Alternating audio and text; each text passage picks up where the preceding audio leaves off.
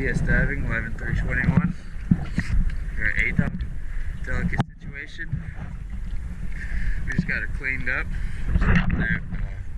Some of the scum where there's no bottom paint, green algae, really doesn't like come off. You're gonna have to scrub it. It's been about 15 minutes scrubbing the surface, but right along there she doesn't really want to come off. This boat could definitely use some bottom paint. We'll go take a look at her.